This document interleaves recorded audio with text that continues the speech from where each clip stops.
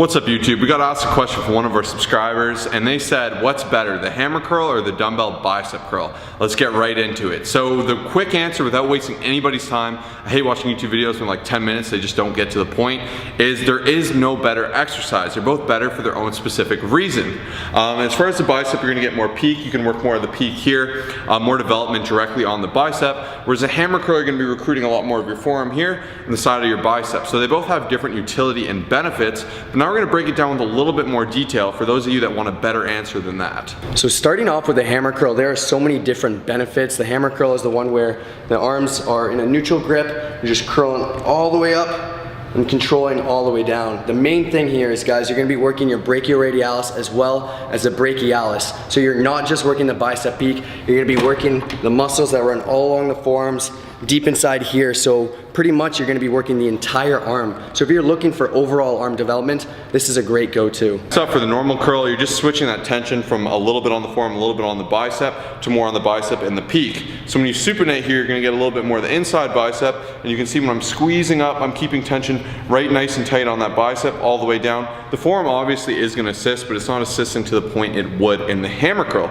So here my primary tension is on this bicep. So you need to use these for the purpose. Like Kyle said, the hammer curl, you're gonna build a big looking arm, you know? You don't just want big biceps, everything will kind of contribute to that look of a big arm. I do a lot of forearm work myself. I find like big Popeye forearms look really good. You know, you see a dude in a baggier shirt, but they got big forearms, like that dude definitely lifts.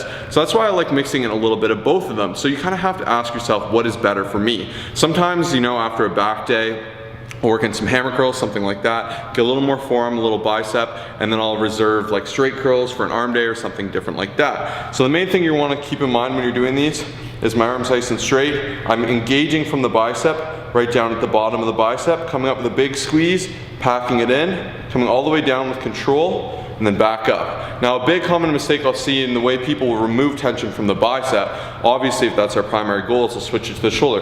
So when people heave like this, they're removing the tension. When they cap and hook it forward, you're switching it to the shoulder. So our goal is to be as strict as we can on that bicep, squeeze that sucker in, and the great news is we got 3 variations that are really gonna help you blow up those arms even more past standing basic curls. So if you really enjoyed that, we got right to the point, because that's what we're all about here at Colossus Fitness. Smash the subscribe button, smash the like button, and smash the comment section below. Leave a comment if that makes sense. It works. But first variation, this is something I've been doing lately, and obviously because Josh was saying there's different points of tension within a bicep curl. So I do this as a burnout at the very end. So starting with 25s or 30s, you're gonna do the regular, right here, supinated. This is obviously the toughest, control down, okay? Once you can't go anymore, your biceps are fatigued, you switch over, you get a little bit more help from the forearms, doing hammer curls, okay? And then once you're burnt out, you can do crossbody. This requires a little bit of momentum, but this will blow your biceps up.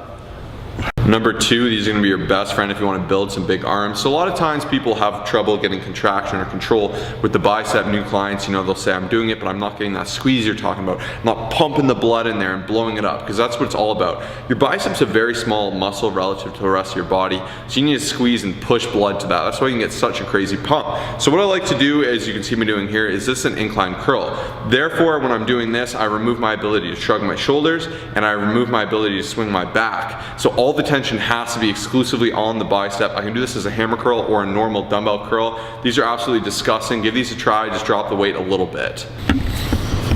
And last but not least, if you want the best of both worlds, we're gonna do the Zottman curl. This was an extremely underrated exercise. You're gonna pick up 2 dumbbells, start in the supinated grip, go all the way up, twist down, pronate, control all the way down. In the first link in the description, we have a full tutorial how to do this. We don't want to waste any of your time. See you in the next video. Peace out.